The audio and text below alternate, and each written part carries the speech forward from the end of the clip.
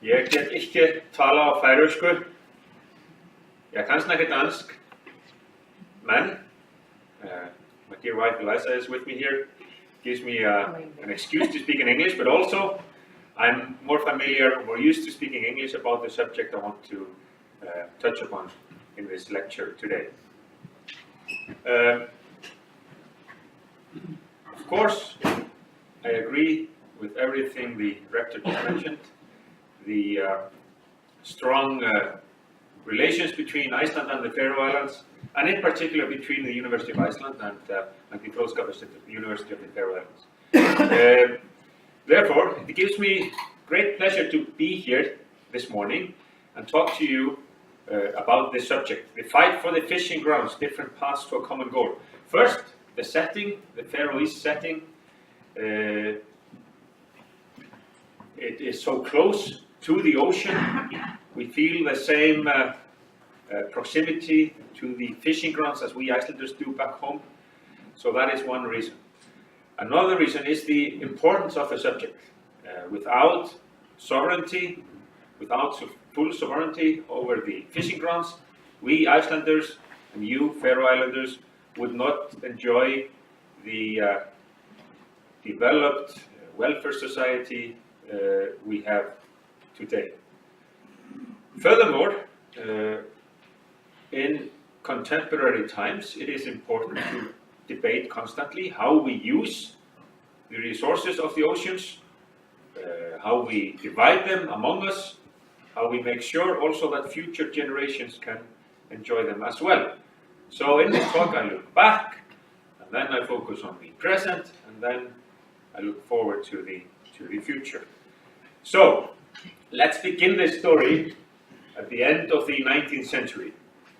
You can see here the traditional fishing grounds of the British, because in the late 19th century, British trawlers started working on distant water grounds, all the way up to the Barents Sea, off the coast of what was then Russia and Norway, even around Greenland later on, but around Iceland and of course the Faroe Islands. Now the local fishermen, as you know as well as we Icelanders, resented this competition. We were fishing with line and nets, and the trawler fishing method could hamper that. And there was competition, danger of overfishing and depletion. So there was not much happiness about this, but what could you do? Britain was a great power, developing the doctrine of the freedom of the high seas. There should be narrow territorial waters, but outside of that, everybody could sail and fish as they wished. So, in 1901, Britain and Denmark concluded a treaty on 3-mile fishing limits off Iceland and around the Faroe Islands. Initially, this wasn't protested that much in Iceland. It was seen that this was better than the sort of chaos that had been before. However, as time passed, people grew increasingly dissatisfied, both here and in the Faroe Islands. And I know that in Iceland, people called this the Bacon Treaty. They said that Danish authorities had surrendered Icelandic rights, giving British fishermen the right to fish up to Iceland's shores in return for good access for Danish agricultural products in Britain. Now, I have not come across any evidence supporting this. The basic fact was that Britain was championing the 3-mile limit, and they had the power to do what they wanted. And yeah, let me add before we go further that it is so interesting for me also to go back to this subject, because less than a year ago I was a professor of history at the University of Iceland, and this is my subject. I wrote my doctoral dissertation on fisheries disputes in the North Atlantic. So I cannot stress enough what a tremendous honor it is to be head of state and president, but it is delightful for me just for a moment to put my academic clothes back on and become a lecturer and historian. So again, thank you for that. And I have taken part in one Frendafundur, and hopefully later on there will be more when I go back to the business of academia. So there we are, 1901, 3-mile limits of Iceland and the Faroe Islands, increased unhappiness, but what can you do? You can see here the limit, and you see also how it goes just completely along the coastline of Iceland. So the rich fishing grounds here in Faxaflói, Faxa Bay, and around the Westman Islands here and elsewhere, they were free for the British. And what could we do? Yes, there was some Coast Guard activity. The Danish vessels came up to Iceland every now and then, just like they did in the Faroes. And we Icelanders started the Coast Guard, but it was weak. And just like one skipper said, do you honestly think that you can come on this pitiful boat and arrest a British trawler? Well, it is a longer story. Actually, Eiríkur Kristoffersson, one of our national heroes in the Coast Guard, he refused to give in. He came on his pitiful small boat and tried to arrest the trawler. But the skipper said, no way, I'm going into an Icelandic harbor. Well, Eiríkur said, well, I'm not leaving. So they sailed all the way to Britain with Eiríkur Kristoffersson on board. There the skipper was fine. But usually the case was the British fished where they wanted, and very little that the Icelanders could do. But then things started changing. We have the Second World War and the development of the law of the sea. In the US, the US authorities decided that the principle of 3-mile limits was not sufficient. So in 1945, when President Harry Truman had entered the White House, they issued declarations, the so-called Truman Declarations. On the one hand, the US declared that they had full right to the continental shelf around the US, and secondly, that they could control all fisheries above. So this led to advances in the law of the sea. And in Iceland in 1948, we had a law on Iceland's right to the continental shelf and the right to control fisheries above. But we had to do this gradually. So in 1949, Iceland denounced the 1901 treaty about the 3-mile limit, and in 1952 declared, well, what was then a big step from a limit of 4 miles around Iceland, and also by using baselines. You can see here, so this is the old 3-mile limit, but this is the new one. So you closed Faxaflói, Breiðafjörður, Húnaflói, etc. And this is a big step. Now, of course, the British were not happy at all. But the year before, 1951, it's all coming back to me now. So the International Court of Justice had ruled that the Norwegians were allowed to use baselines. And the British had to accept that. So we were following in the footsteps of the Norwegians. And this is what you do. Somebody acts and then others follow. Icelanders felt we are safe to follow the Norwegian lead here. This is what we need and want and must. And also the Lagting here. So after Iceland had declared a 4-mile limit, the Lagting here in the Faroe Islands decreed that we want the same. Now, like I said, the British were unhappy and they instigated the trawler owners a landing ban, a ban on all landings of Icelandic wet fish in Britain, which was a huge problem for the Icelanders. But this is 1952, this is the Cold War, so in stepped the Soviet Union. The Soviets said, all right, here's an offer. We will buy your fish, and you can buy oil from us, however you want. And that solved the Icelandic reliance on the British market. So the British ultimately had to give in. But the case in the Faroe Islands was slightly different. The Faroese did not get the 4-mile limit that the Icelanders insisted on, but there was an agreement in 1955, no baselines like the Icelanders had insisted on, but there were some extensions, especially to the west here. You can see this here. And the question here is, and I will come back to that later, what was better? Being an independent Icelander, being able to make your demands yourself, or a Faroese with Denmark handling foreign affairs. Because as one foreign official in Britain said, it is difficult to see how our relations with Denmark can ever basically be anything but good. And you can see it when you go to the National Archives in London, how the Danish diplomats always insisted that it was essential to maintain good relations with Britain. And the British diplomats would sigh and say like, oh, if only the Icelanders could be as nice as the Danes, which we weren't at the time. So this is the step that the Faroes took in 1955, but then Iceland goes one step further in 1958. So you can see here the formal limit, and now in 1958, and this is after the first United Nations Law of the Sea Conference in early 58, where there was a movement away from the old 3-mile limit. There was no agreement reached, but the newly independent nations of the world, in Africa, in Asia, and elsewhere, are insisting the old principle of 3-mile limits is gone. We want to control our fishing, our waters.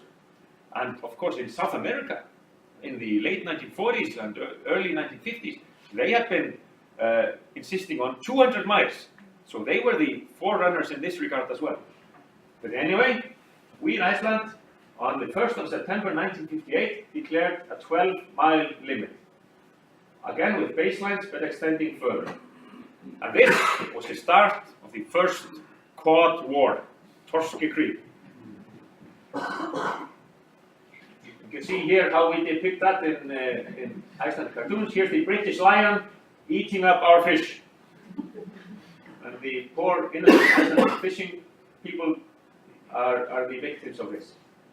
I like this photo, this is from the early days of the first Cod War, because it demonstrates so well the size, difference in size. Here's a British frigate.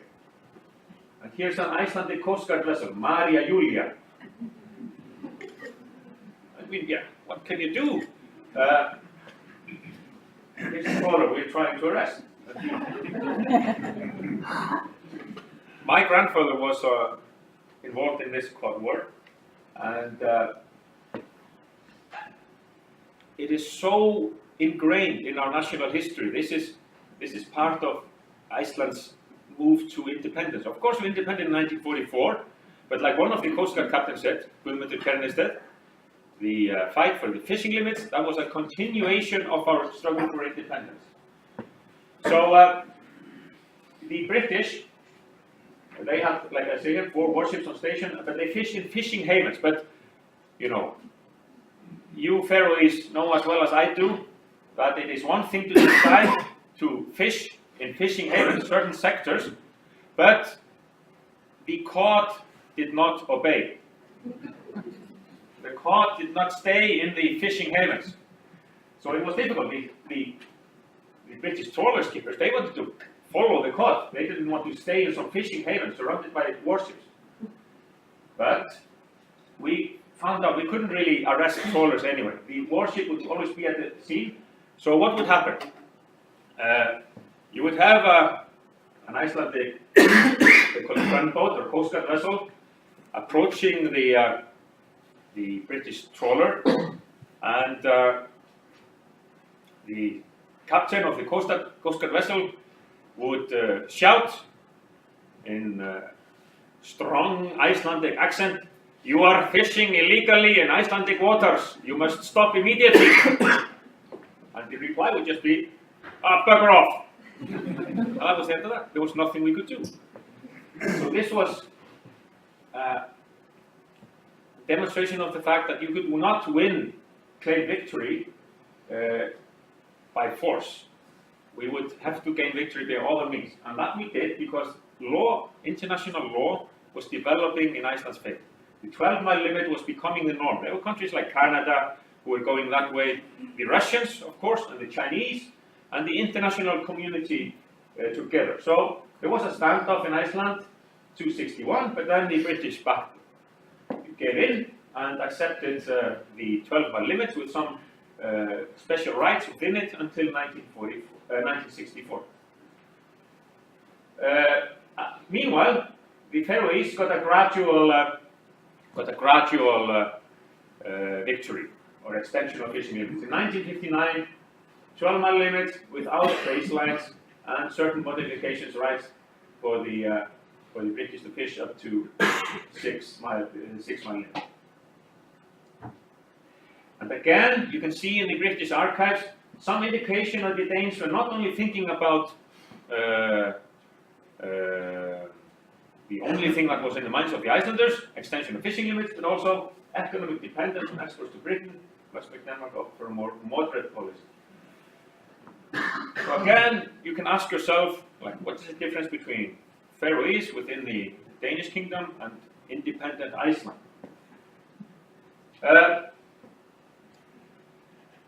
However, I'm sure some Faroese are familiar with this incident. The only time when you actually fired at a British trawler was off the Faroe Islands, a Danish frigate, Niels Episar. There was an Aberdeen trawler, Red Crusader, where they flatly refused to obey, and instead of the solution being as it was in Iceland, that the trawler skipper would just say bugger off and that was the end of it. No, the Danish captain on the Danish frigate decided to fire solid shots at the trawler, but with 2 Danish officers on board, and the trawler escaped to Aberdeen, and it was a long diplomatic saga which resulted in an international tribunal concluding that both sides had been at fault in this. But it's a very, very interesting episode. Stop or we will shoot. The Icelanders never went that far, but this was also a demonstration. This will not be solved by conflicts at sea. There was the effect of the international law development must be kept in mind. And you can see here news about this in Fyrirlestur EFI, and I just put it here, Red Crusader, also here in Norway. Most of the manuscripts in Denmark. Sadly surprised to see this. But this is just an example. This is front page news. So, in 1964 still, the Faroe Islanders got a 12-mile baseline fishing limit, just like the Icelanders.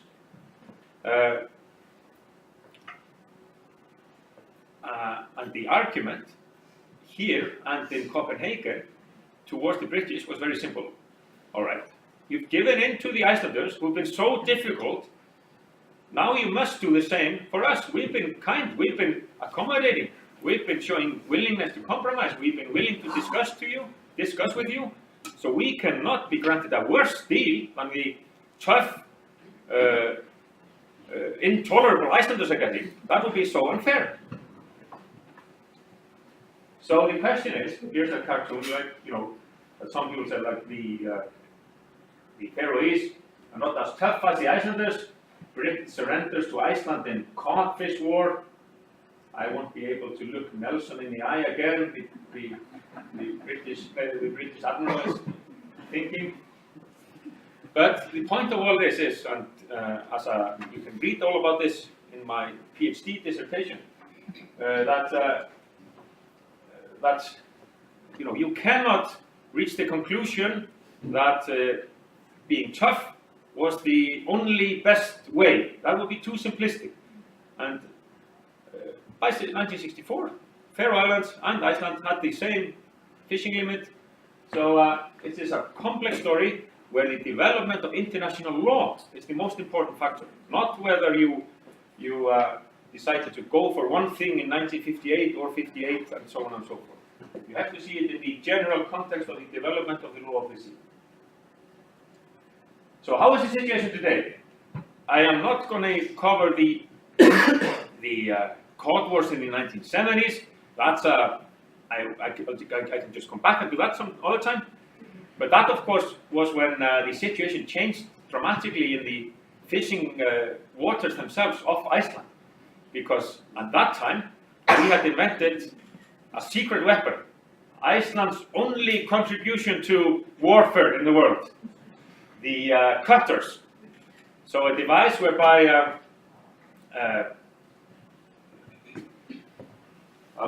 this is a British trawler, this is a British trawl, and they're trawling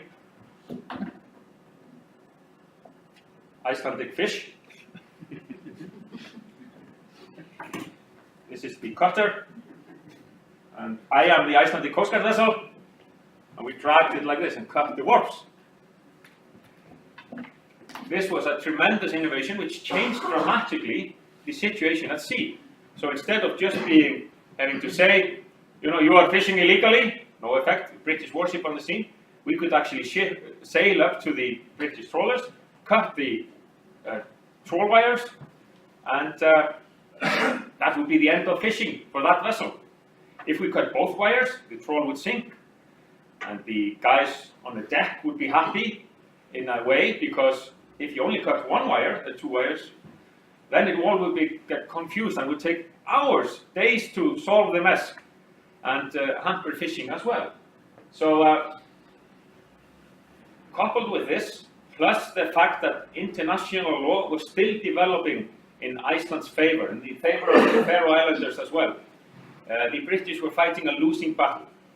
So in 1976, Iceland gained a 200-mile exclusive economic zone, just like other nations in the North Atlantic. So this is the situation we have today, 200 miles with median line where needed, here as well.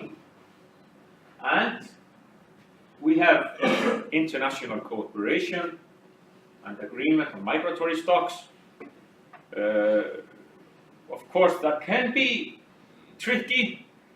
We have been very honest, we Faroese and Icelanders, when we emphasize the friendship and strong relations between Iceland and the Faroe Islands. And if you seek, what can possibly be a source of dispute between Iceland and the Faroe Islands? I mean, is there anything? Possibly mackerel. Because the mackerel, just like the cod in the fishing havens, tends to go where it wants, and we have to reach agreement on how we divide that stock, and so on and so forth. But we do that. We seek international cooperation with other interested partners, and that's the way it should be. Now we also have national fisheries management systems, because now I'm of course no expert on the Faroe Islands, but I can tell you, after we gained full control of our fishing grounds in 1976, for a few years, the Icelanders felt, this is heaven. We have the fishing grounds for ourselves. Let's just fish as much as we can. A new trawler in every village. It couldn't go on. We had to implement a fisheries management system, just like you have had to do in the Faroe Islands. And if you want to acquaint yourselves with the Icelandic fisheries ITQ system, there are many ways to do that, but this is one of the websites I would recommend. Effective management of potential and marine resources that be utilized in a sustainable and responsible manner. Given this fact, the current management policy of the Icelandic government strongly advocates responsible fisheries through ecologically and economically sustainable management of the living marine resources. And more here. Capture limitation system is the cornerstone of the Icelandic fisheries management system. So, this in Iceland, just like the Faroe Islands, is a very sensitive subject. And as head of state, I am not going to go into any detail or describe the rights and wrongs of the current system or how it could be modified, except to say that there must be general agreement that we must have some control of fisheries, and there must be a realization and general agreement among the public that this is a fair system, acknowledging the fact that the natural resources in the oceans are the ownership of the people of Iceland, or the people of the Faroe Island in your case. And how to combine that with effectiveness is a matter for the politicians, and also if they have other aims to maintain population around the country, around the islands, then that is also a source of cause of concern for the politicians to solve somehow. But the general principle, sustainable, responsible fisheries, fish belongs to the people as a whole. And of course, I notice as an interested party that you in the Faroe Islands are also concerned about similar issues. So this is the situation today. We gained control of the fishing grounds. That was a continuation of the national independence struggle. Now it is our task to make sure that we use it in a responsible manner, acceptable to all.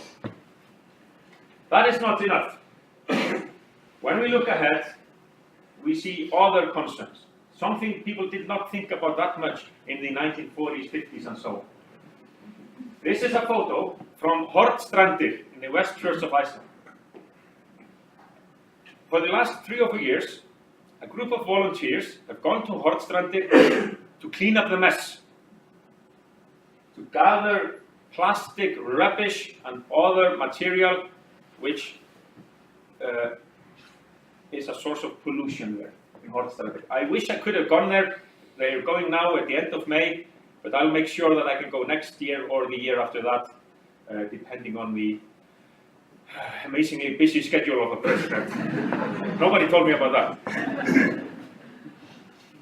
Tons every year they pick up.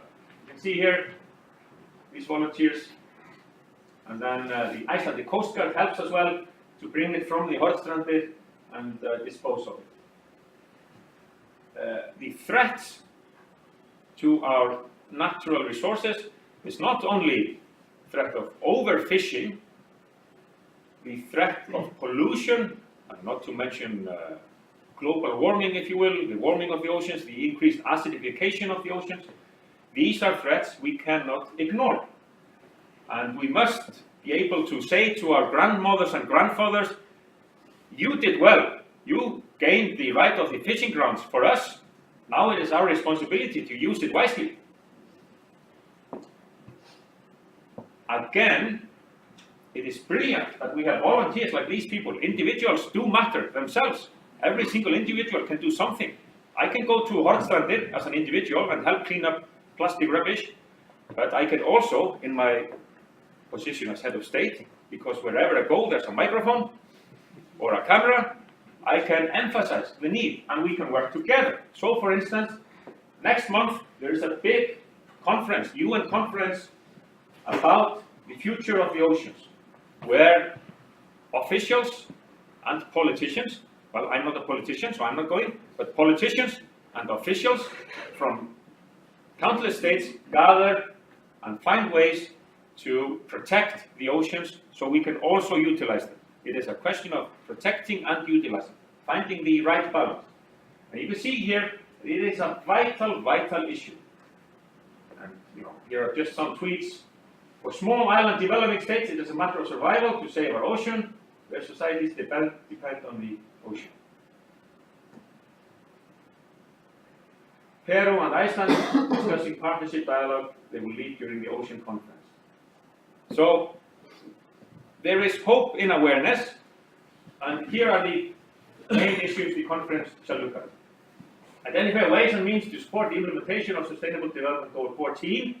You remember the UN, are they 18 if I remember correctly, goals for the future. Build on successful partnerships. Involve all relevant stakeholders, bringing together government, UN, other, etc., etc. They're private sector, because I mentioned individuals. We who want to go to Hornstrandir, I'm sure you would agree with me that individuals matter in this regard. Then we have the government and the officials who can take action. But even that is not enough. Here is the problem. Plastic ocean. We want to talk about fishing grounds, not plastic grounds. Some predict that by 2050, 99% of all birds will have some plastic in their bodies. some predict that by 2050, if we don't act, there will be more plastic than fish in the oceans. We do not survive on plastic. And it is a shame when you think about it. When you have your fish, how much plastic is around it? That's something we can combat. The statistics speak for themselves. And what can we do? We as individuals can decrease our usage of plastic. It is not essential. We can just change tiny bits in our lifestyles. Don't use plastic bags. Try to use fewer plastic bottles. And it doesn't change overnight. Try to clean up the environment in Hornstrandir and elsewhere. And then, in that sense, show that you are considerate and show that you care for the future of yourself and your grandchildren. The government, the officials, the politicians, they need also to act. And furthermore, the rich and wealthy and the famous. We have a singer, Björk, I'm sure you know her. In a recent interview, she said, "But I'm watching people online reorganize themselves and you have to swallow the brutal pill that the government is not going to save the planet. We have to do it." She's very idealistic, of course, but that's a good thing. We have to be idealistic. Otherwise, we just go on doing the same thing over and over again and think nothing will change, but that's not the case. I'd like to dare people like Bill Gates to give them like 2 years to clean the oceans. They have the money and the tech know-how to do it. Somebody just needs to organize it. So, that was, I have no idea how to time this. That's a good thing about being president. Nobody dares to say like, you're running out of time. In a nutshell, we here in the North Atlantic needed to gain control of the fishing grounds to build a solid, developed, modern welfare state. That was not enough. When we had gained control of the fishing grounds, we, the Icelanders and the Faroese, in conjunction with the Danes, we got what we needed in cooperation with the international environment. Then we had to find a way to make sure we use this resource in an effective, sustainable manner, economically wise as well, in agreement with the general population.